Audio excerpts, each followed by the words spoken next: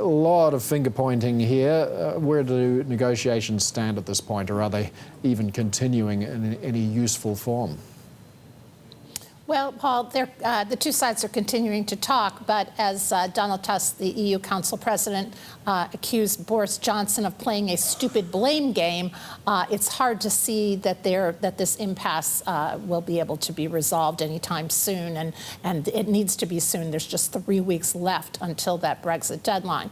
That phone call between Angela Merkel and Boris Johnson did not go well. Boris Johnson told Angela Merkel, the German Chancellor, that it would be impossible for the deal to be reached if the EU continued to require that Northern Ireland remain in its customs union, in the bloc's customs union, and that is what is going to be required from the EU. He later said that Angela Merkel was making it impossible to do a deal, and the Germans took a dim view of that, as did Donald Tusk, and said Boris Johnson was the problem. So talks are continuing, but it's difficult. The Irish Prime Minister and Boris Johnson did talk, and they will meet next week.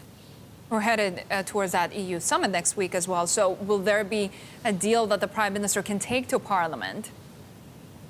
It doesn't really look like it now, Sherry. They really haven't come up with anything. They can't get over that the Northern Ireland issue, and right now it's really just blame game. Now this could be part of Boris Johnson's strategy. He likes to take things up to the last minute, and maybe then he'll try to come up with some other kind of plan.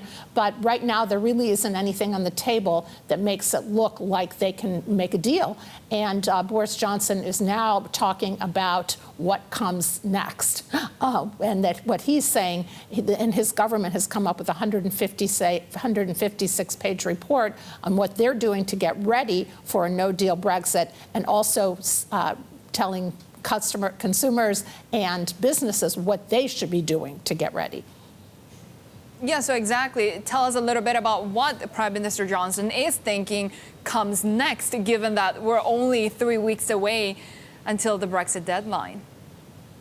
Yeah, there's a deadline before that, which is October 19th, which is Parliament has passed legislation that says if there is not a deal has not been reached by October 19th, which is just a week from Saturday, that Boris Johnson must go and seek an extension. So that's the real question here.